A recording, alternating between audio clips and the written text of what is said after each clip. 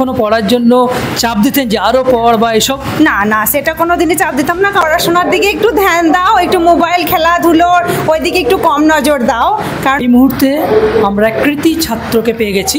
তার আগে জানিয়ে রাখি, আজ পাচামি মাইন্স অনার্স অ্যাসোসিয়েশন অফিসে 2025 শিক্ষাবর্ষে মাধ্যমিক এবং উচ্চ মাধ্যমিক ছাত্রছাত্রীদের, কৃতি ছাত্রছাত্রীদের সংবর্ধনা প্রদান করা হচ্ছে। তো আমরা এক কৃতি ছাত্রকে পেয়ে গেছি। তোমার নামটা একটু বলবে? আমার নাম আয়ুষ চৌধুরী। তুমি কোন স্কুল থেকে? আমি গনপুর হাই স্কুল থেকে। তো তুমি তোমার প্রাপ্ত নম্বরটা একটু বলবে? আমার প্রাপ্ত নম্বর 612 700-র মধ্যে। ধন্যবাদ। তো আজকে যে পাচামি মাইন্স অনার্স অ্যাসোসিয়েশন তোমাদেরকে সংবর্ধনা দিচ্ছে, তো এই সংবর্ধনা পেয়ে কেমন লাগছে?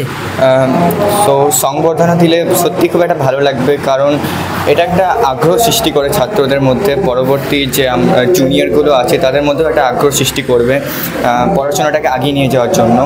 পরবর্তী লক্ষ্য কি? পরবর্তী লক্ষ্য আমি ডাক্তার হতে চাই। ডাক্তার? তো কোন বিষয়ে কত নাম্বার পেয়েছে একটু বলবে?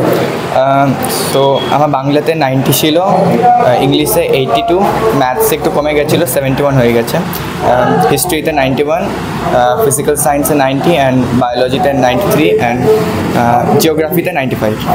পাশে গর্বিত মাকে পেয়েছি। তো পাচামি মাইন্স অনার্স কর্তৃপক্ষদের কি বলবেন এত সুন্দর একটা সংবর্ধনা দিয়েছে তার জন্য? ভালো লাগছে, এটা হয়েছে যে করছে তার জন্য খুবই ভালো লাগছে, খুবই আনন্দ মনে হচ্ছে।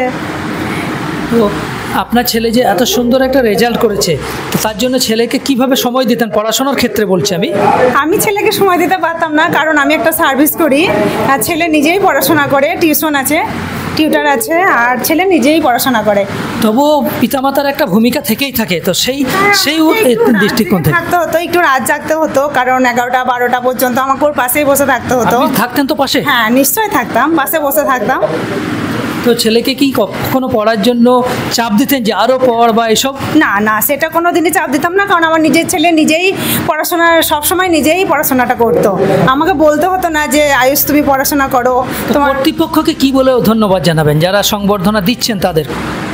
এটা ধন্যবাদ, খুবই ভালো লাগছে। এরকম অনুষ্ঠান যেন করতেই থাকে ওরা, তাহলে ছেলে মেয়েগুলো আরেকটু উৎসাহ পাবে যে না, এরকম আমি আরও পড়াশোনা করি, আরও রেজাল্ট করি, তাহলে জায়গা একটা পুরস্কৃত পাবো, সবাই 5 জনের মাঝে আমাকে দেখাবে, একটু ভালো লাগবে।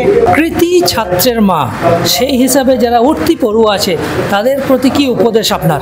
তাদেরকে বলবো পড়াশোনার দিকে একটু ধ্যান দাও, একটু মোবাইল খেলাধুলোর ওই দিকে একটু কম নজর দাও, কারণ মোবাইলে নজর দিতেই হবে, কিন্তু মোবাইলে একটা ভালো দিক আছে, একটা খারাপ দিক আছে, কারণ ভালো দিকটা বেছে নিতে হবে, খারাপ দিকটা বেছে নিলে চলবে না।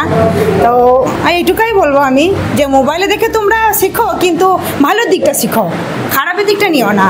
একটু বলবে? আমার পার্সেন্টেজ 87.4। 87.4%।